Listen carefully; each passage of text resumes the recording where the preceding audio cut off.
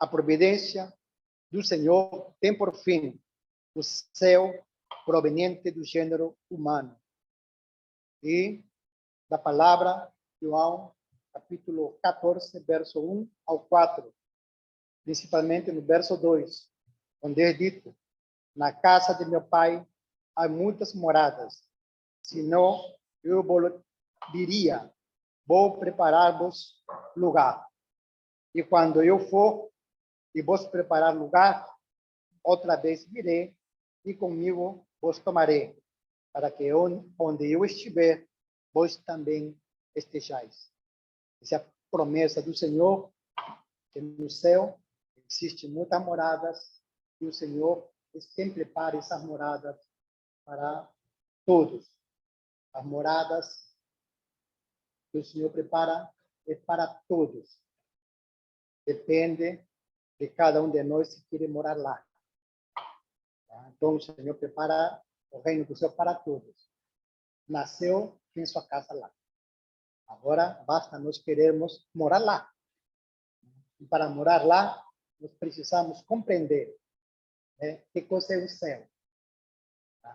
Então, quando nós conhecemos que é o céu, nós vamos certamente nos esforçarmos por morar lá. Porque o conhecimento, quando falta o conhecimento, essa falta de conhecimento, ela é ocupada pela ignorância.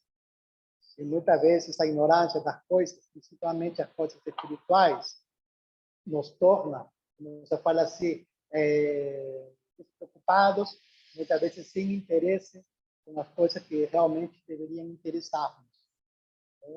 Então, conhecer esse céu, ela vai precisar tratarmos de 5 tópicos. Então, Swedenborg, no capítulo 2 do livro Divina Providência, coloca o título: a providência do Senhor tem por fim um céu proveniente do gênero humano, e este título é desenvolvido, tratado em 5 tópicos. E esses 5 tópicos vamos tratar neste momento. O primeiro tópico, que é o céu e a conjunção com o Senhor. Segundo, pela criação, o homem é tal que pode ser conjunto cada vez mais de perto ao Senhor. 3, quanto mais de perto o homem é conjunto ao Senhor, mais sábio ele se torna.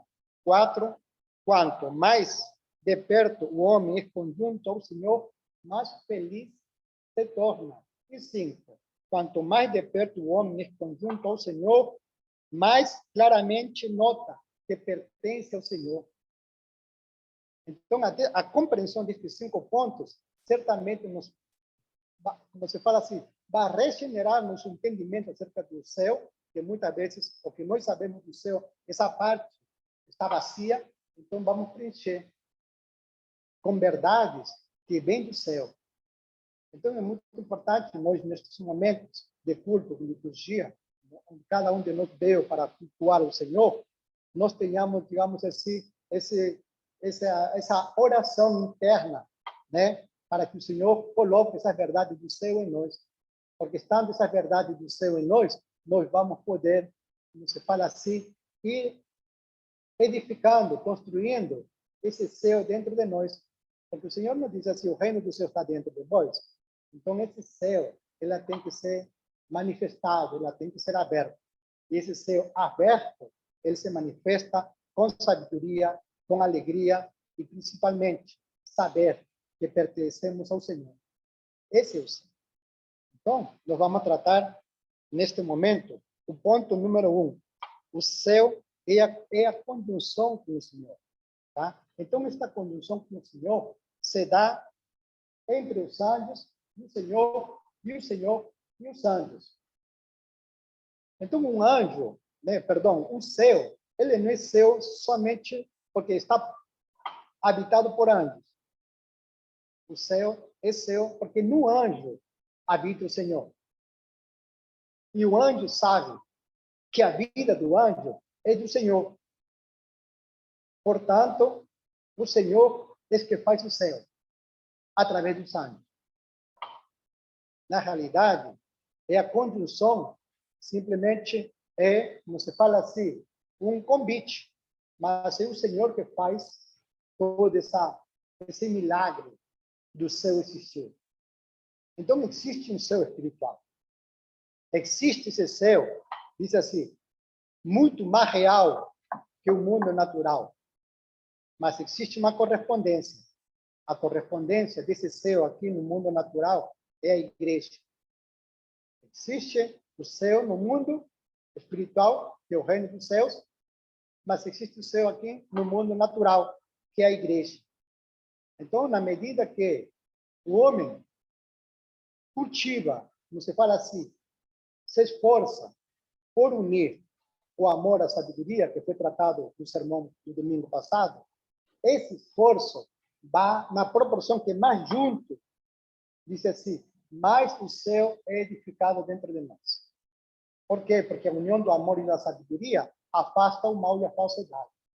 E a mal e a falsidade não é do céu. No céu não existe mal e falsidade. Então, quando nós afastamos e unimos esse amor à sabedoria, nós vamos edificando no nosso caráter, no nosso comportamento, esse céu que tanto nós queremos, né, atingir, queremos ir. Então, já podemos viver as bem-aventuranças do céu, estando aqui neste mundo natural. Então, essa conjunção, ela se dá pelo Senhor. Mas essa conjunção, ela exige de um ciclo. Tá? Então, quando o Senhor quer que todos nós sejamos santos, sim, mas existe, digamos assim, um passo a passo. E este passo a passo chama-se o ciclo da vida. Se nós entendemos o ciclo da vida, então nós vamos poder participar, como se fala assim, conscientemente dessa caminhada. Então, nós temos uma afeição, uma vontade e também temos um entendimento. Não é assim? Então, muitas vezes, nós conseguimos ver nossos pensamentos, mas não conseguimos, muitas vezes, distinguir as nossas afeições, a nossa vontade, o que está dentro da alma. Não conseguimos, porque ela faz a parte mais íntima do nosso ser. O pensamento é a parte mais externa. A alma é mais interna. Mas o Senhor diz assim, por um passo a passo, Ele vai elevar a nossa alma, tá? Ao nível de um pensamento racional, que é um pensamento espiritual. Quando nós chegamos para a igreja, muitas vezes chegamos para a igreja por motivos X. Quando a primeira vez, né, nós não sabemos nada da Nova Jerusalém, não conhecemos o sentido interno, não conhecemos das camadas internas que tem essa graça escrituras. Simplesmente vimos porque alguém nos convidou. Não é assim que muitas vezes chegamos nessa casa, né, que é a casa de Deus. Diz assim, nós entramos muitas vezes por essas portas, por esse portal, né, do céu. Dessa forma, olha, o capítulo 1, verso 1 e 2 do livro do Gênesis, nos diz que no princípio criou Deus o céu e a terra. Diz, e a terra era sem forma e vazia, e havia trevas sobre a face do abismo, diz, e o Espírito de Deus pairava sobre as águas. Essa parte, no verso 2, que diz, né, e havia trevas sobre a face do abismo, é o homem quando está fora desse portão. Quando o homem é simplesmente movido a cobiças, a segundas intenções, né? Muitas vezes há interesses, até por cima do outro, quero alcançar aquele objetivo, não importando por amor ao próximo, nem muito menos amor a Deus. Então, e havia trevas sobre a face do abismo, está falando de um homem regenerado ainda, que não conhece o primeiro despontar da luz e diz Deus, haja luz e houve luz. Mas quando passa por essas portas, diz instruído a cada quarta-feira, a cada sermão, a cada escola dominical, né, a cada instrução do Senhor, vai conhecendo, vai despertando uma verdade que começa a ser o ponto principal. Esse é o primeiro dia, né, da nossa regeneração. Então, esse primeiro dia da nossa regeneração é o Senhor que está mexendo dentro de nós. Então, nesse primeiro dia, dentro do ciclo da vida, diz assim, que o Senhor, primeiro, Ele vai se esforçar para que o amor esteja unido numa sabedoria. Só que essa é a união do amor e na sabedoria, numa pessoa que está duas vezes chegou aqui na igreja. Ele vai ter uma sabedoria geral, que também vai ser unido a um amor geral. Somente que com o tempo, essa sabedoria geral vai se tornar particular, que vai ser unido a um amor particular, e vai avançar muito mais. Essa sabedoria vai se tornar singular, se vai tornar íntima, e assim, a cada grau, vai ser acompanhado por um amor correspondente. Então, o Senhor vai fazer esse trabalho de unir o amor à sabedoria em nós. Somente que isto passa por alguns passos. Então, diz assim, em primeiro lugar, o Senhor desperta em nós uma afecção de saber. Qualquer passagem da Sagrada Escritura, por isso que estamos aqui na casa do Senhor. Eu quero conhecer a palavra, não é assim? Eu quero saber algo mais. Eu estou em outro lugar, não estou aprendendo. Estou 10, 15 anos em outra organização, aqui estou aprendendo, será que aqui tem alguma coisa para me ensinar? E quando você é instruído, você vai sendo orientado pelo Senhor mesmo, secretamente.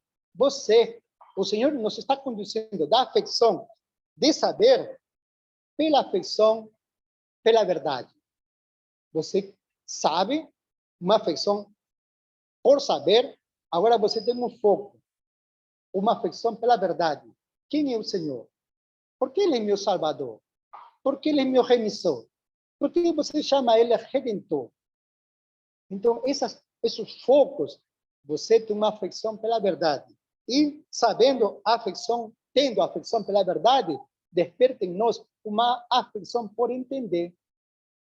É um conjunto de verdades, é um argumento que você quer ter, uma afeição por entender. Depois de querer ter uma afeição por entender e alcançá-la, diz assim, é despertada em nós a percepção da verdade. Uma percepção da verdade é quando você já tem uma intenção de aplicar na sua vida. E isso que acontece. Diz assim, a percepção da verdade te leva à afeição de viver o que você sabe e o que você entende. Quando você quer viver o que você sabe com o que você entende, somente ali, nesse instante, surge o pensamento racional, o pensamento espiritual. É um pensamento que é diferente do pensamento meramente sensual, natural. Não, o pensamento racional, espiritual, ele olha para o céu e recebe um influxo do céu. E constantemente, ele cada vez mais vai tomando conta, diz assim, até das mínimas partes de cada um de nós. Então, começamos a ser movidos a Deus. Como Paulo fala, né? Não sou eu quem vive, mas é Deus que vive em mim.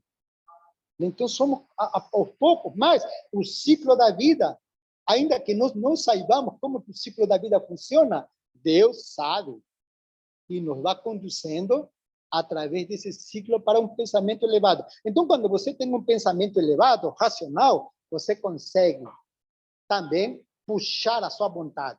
Porque para entrar no reino dos céus, não basta ter bons pensamentos, tem que ter amor, principalmente, que acompanham esse pensamento. Esses dois unidos, por isso que, como falamos no início, o objetivo do Senhor neste ciclo da vida é unir a verdade ao amor, ou o amor à verdade, tá? Mas o Senhor primeiro eleva teu pensamento e com o pensamento você consegue olhar para dentro do abismo que está em nós. Quantas coisas ainda temos dentro de nós a serem, né, rejeitadas. Então, um pensamento elevado, iluminado pelo céu, olha para baixo.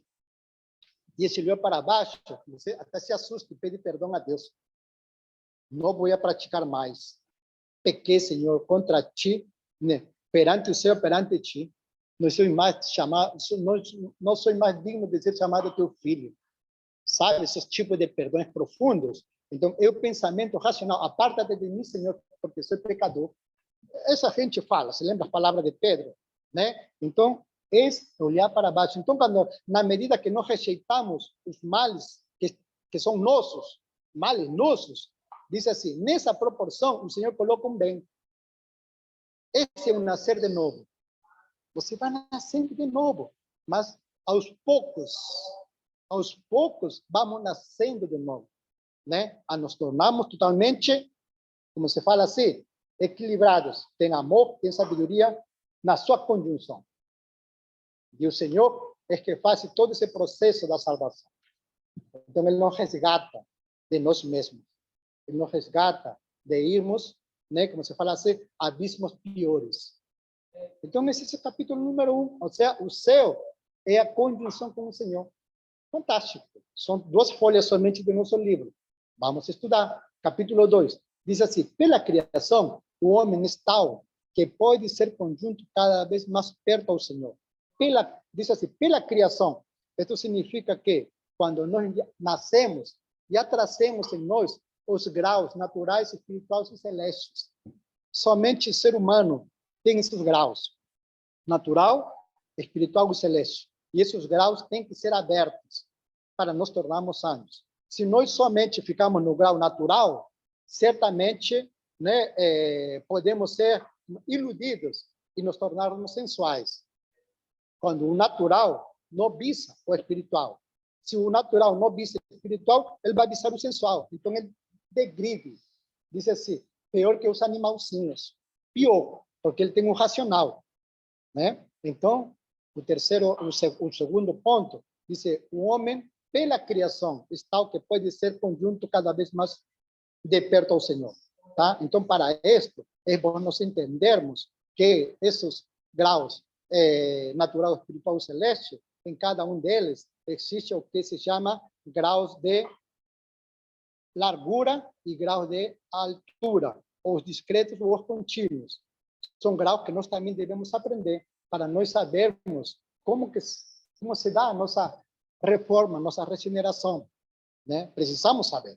Então, o ponto 3 diz assim, quanto mais perto o homem é conjunto ao Senhor, diz, quando o homem, diz,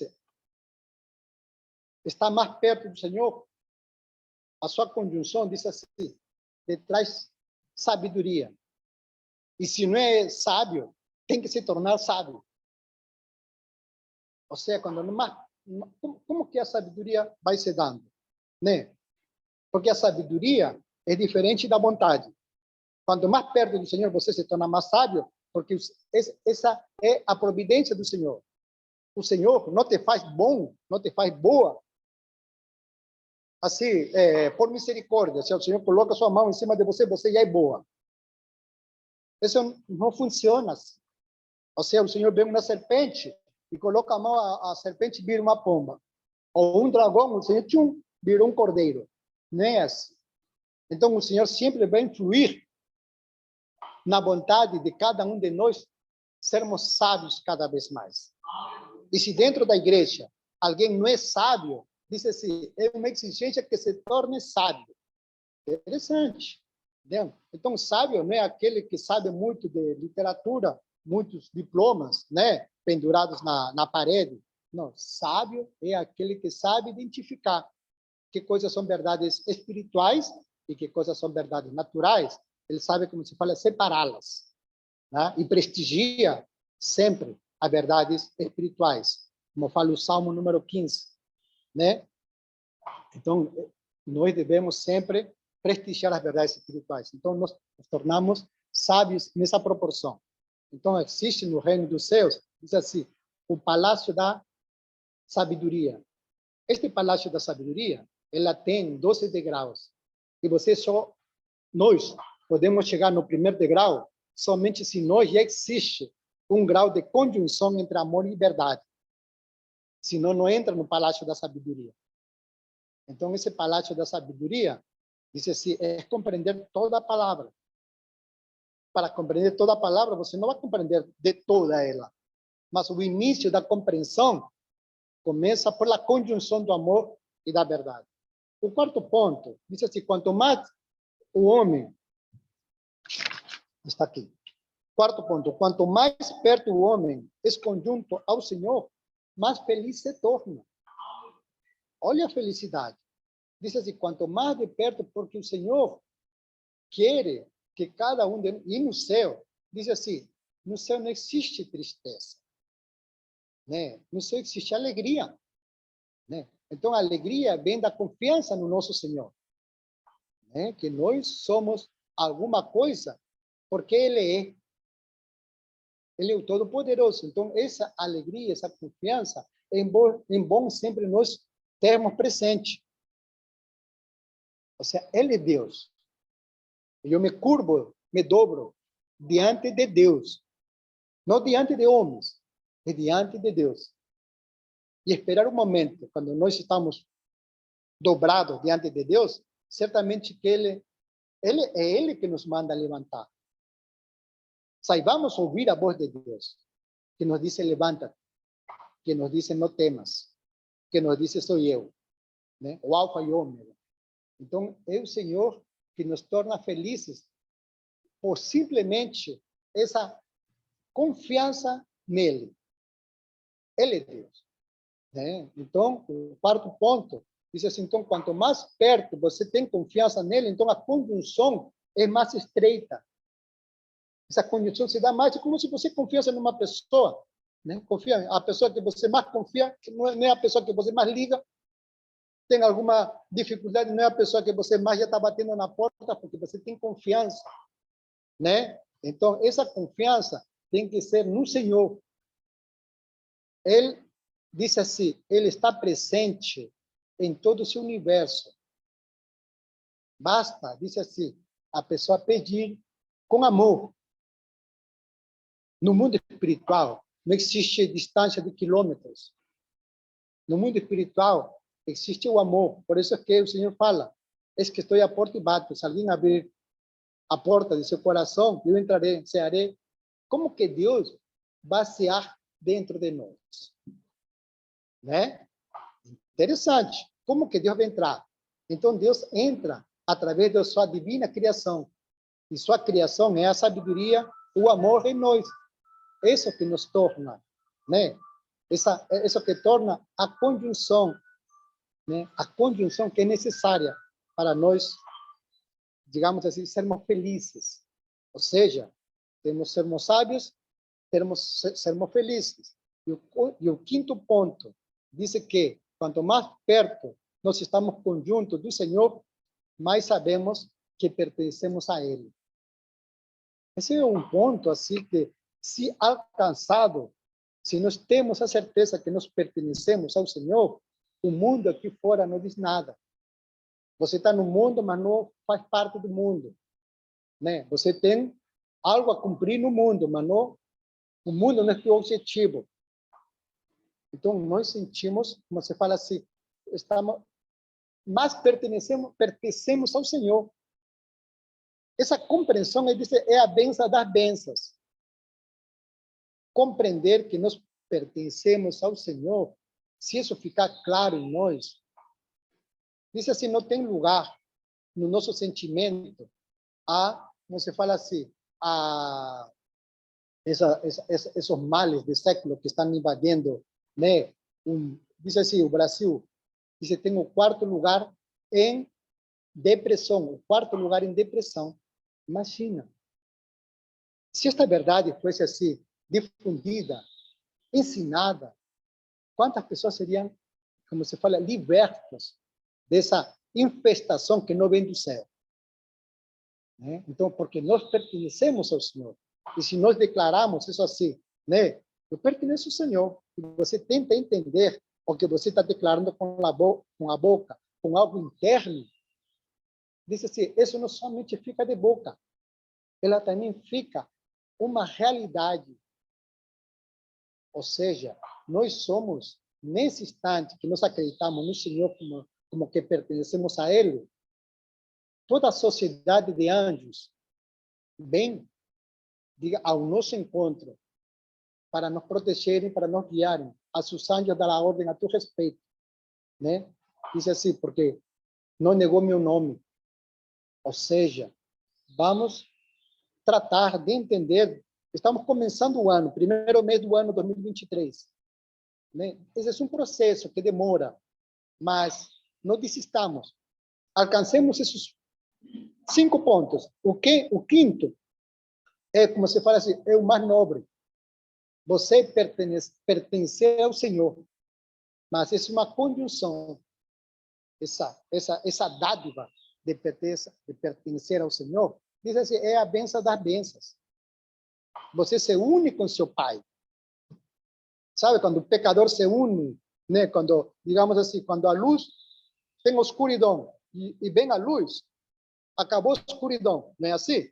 Igualmente, quando o pecador se encontra com seu Salvador, acabou o pecado, né? Então, esse tipo de encontro.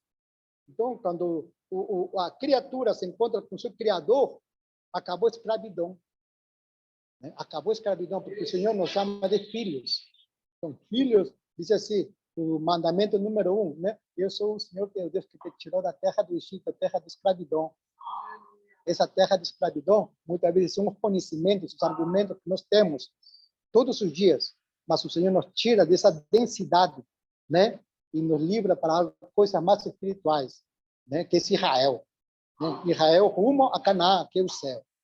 Então, cada um de nós, meus irmãos, né?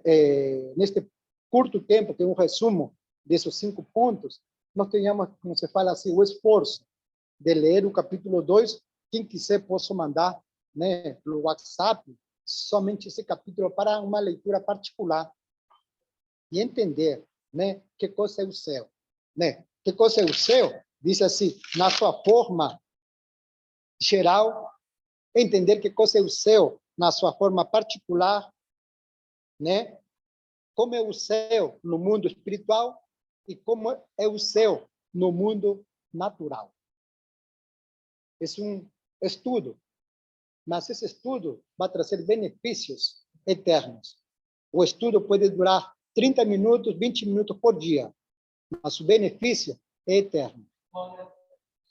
Com a promessa de morarmos no céu. Isso é a bênção das bênçãos. Então, que o Senhor abençoe, né, a sua palavra, que o Senhor abençoe os seus escritos, que o Senhor abençoe a igreja, que o Senhor abençoe cada um de nós que se esforça por viver no céu, aqui na terra.